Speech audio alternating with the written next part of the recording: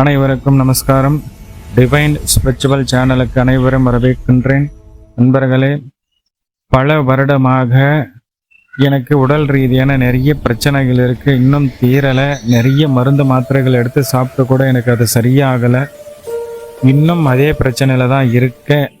அப்படின்னா அதுக்கு ஒரு அற்புதமான ஒரு வழி இருக்குது. அதுக்கு நீங்கள் உங்கள் வீடு, ஊர், அக்கம் பக்கத்தில் எங்காச்சும் நாகாத்தம்மன் கோவில், புற்றோடு இருக்கக்கூடிய நாகாத்தம்மன் கோவில், அங்கே ஒரு வேம்பு மரமும் இருந்தால் இன்னும் சிறப்பு. அப்படி இல்லைன்னா அதே மாதிரி ஒரு அம்சத்தில் ஒரு மாரியம்மன் கோயில் இருந்தாலும் சரி, இந்த ஒரு அம்சத்தில் இருக்கக்கூடிய கோவிலை மட்டும் தெரிஞ்சு வச்சுக்கோங்க.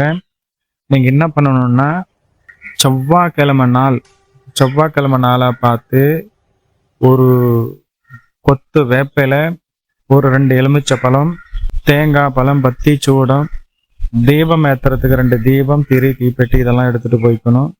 இந்த கோவிலுக்கு போயிட்டு முதலாவதாக நீங்கள் என்ன பண்ணணும்னா, அந்த புத்து, அந்த வேப்ப மரத்தோடு இருக்கக்கூடிய அந்த புத்துக்கிட்ட போயிட்டு இந்த தேங்காய் பழமெல்லாம் வச்சு தேங்காய் உடைச்சி அம்பாளுக்கு அது நெய்வேத்தியம் பண்ணிட்டு பத்தி சூடமெல்லாம் காட்டி 2 தீபம் போட்டு சூடம் ஏற்றி அம்பாளை நமஸ்காரம் பண்ணி வேண்டிக்கிட்டு, அந்த கோவிலில் யாராவது அர்ச்சகர் இருந்தால் அவங்கள கூப்பிட்டு உங்கள் பேர் மேலே ஒரு அர்ச்சனை பண்ணிக்கிட்டு, அந்த புத்திலிருந்து கொஞ்சமாக பிரசாதமாக மண் வேணும், அந்த புத்து மண் வேணும்ட்டு கேட்டு வாங்கிக்கணும்.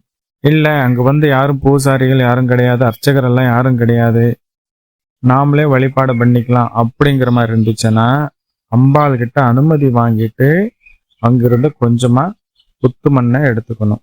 இந்த புத்து மண்ணை எடுத்துட்டு பிறகு நீங்கள் அந்த வேப்பிலை கொஞ்சம் கொண்டு போயிருப்பீங்க இல்லையா, ஒரு கொத்து வேப்பிலை, அந்த ஒரு கொத்து வேப்பிலையை அந்த புத்து மேலே வச்சிடணும். வச்சுட்டு அதிலிருந்து கொஞ்சமாக வேப்பிலையை எடுத்துட்டு அப்புறமாட்டுக்கு உங்கள் கையில் இன்னும் 2 எலுமிச்சை கனி இருக்கும். அந்த 2 எலுமிச்சை கனியிலும் ஒரு 2 எலுமிச்சை கனியும் அந்த புத்துக்கிட்ட வச்சு அங்கிருந்து ஒரு கனியை எடுத்துக்கணும்.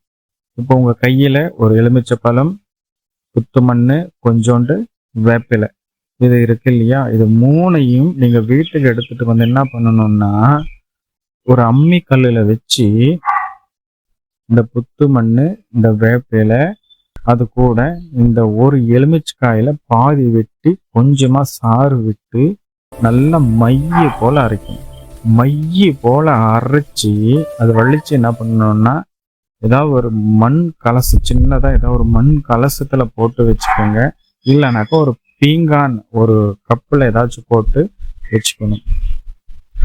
வச்சுக்கிட்டு தினமும் காத்தால எழுந்திரச்சதுமே பல்ல விளக்கிட்டு வெறும் வயிற்றுல அந்த அரைச்சி வச்சிருக்கக்கூடிய அந்த வேப்பிலை மருந்து இருக்கு இல்லையா, அந்த வேப்பிலை, புத்து மண் இதெல்லாம் அரைச்சி வச்சிருக்கிறது, அதுல இருந்து ஒரு பட்டாணி அளவுக்கு அந்த உருண்டையாக எடுத்து வாயில் போட்டு வெறும் தண்ணி குடிச்சிடணும். இதை தொடர்ந்து செஞ்சுட்டு வரணும். இது இந்த செவ்வாய்க்கிழமை அங்கே போயிட்டு பிரசாதமாக எடுத்துட்டு வந்தது அடுத்த செவ்வாய்க்கிழமை வர வரைக்கும் நீங்கள் அந்த மருந்தை யூஸ் பண்ணணும். அதுக்கடுத்து அடுத்த செவ்வாய்க்கிழமை இதே மாதிரி போயிட்டு அந்த கோவிலில் புத்துக்கிட்ட இதே மாதிரி படையில வச்சு இதே மாதிரி பூஜை பண்ணி இதே மாதிரி அங்கிருந்து புத்து மண் பிரசாதம், வேப்பிலை, எலுமிச்சைக்காய் இதை எடுத்துட்டு இதே மாதிரி மையா அரைச்சி எடுத்து வச்சுட்டு டெய்லி ஒரு பட்டாணி அளவுக்கு வெறும் வயிற்றுல போட்டு வெறும் தண்ணி குடிச்சு நம்ம சாப்பிட்டுட்டே வரணும்.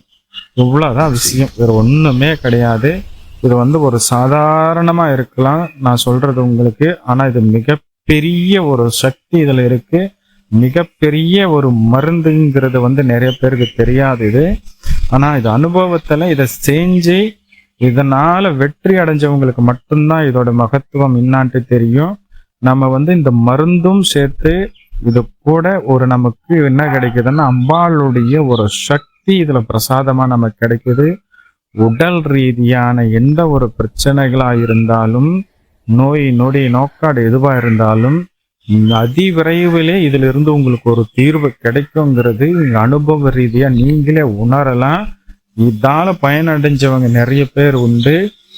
போன பதிவில் நான் சொன்ன மாதிரி சித்த பெருமானுகள் நம்ம பிரச்சனைகளுக்குன்னு சொல்லப்பட்டு இருக்கக்கூடிய அநேக பரிகாரங்கள்ல ஒன்னொன்னு பாத்தீங்கன்னாக்கா அது நடைமுறையில இல்லாத விஷயங்கள் உண்டு. ஏன்னா செய்யறவங்க மற்றவங்களுக்கு சொல்றது கிடையாது அவ்வளவு சீக்கிரம். அப்ப நமக்கு அது ஒரு விஷயம் நமக்கு கிடைக்குதுன்னா, ஒண்ணு அது இறைவனுடைய கருணையா இருக்கலாம், அது இறைவன் நமக்கு கொடுக்கக்கூடிய ஒரு பாக்கியமாக கூட இருக்கலாம். கண்டிப்பா உங்களுக்கு பயன்படலைன்னாலும் யாராவது இந்த உடல் ரீதியான பிரச்சனையில கஷ்டப்படுறவங்க இருந்தா அவங்களுக்கு இந்த விஷயத்தை எடுத்து சொல்லுங்க. இந்த வீடியோவை அவங்களுக்கு ஷேர் பண்ணுங்க. அவங்களுக்கும் பயனுள்ளதாக இருக்கட்டும். இது போல அநேக நல்ல விஷயங்களை பற்றி பேசுவோம். தொடர்ந்து இணைந்திருங்கள். சிவாய நமஹ.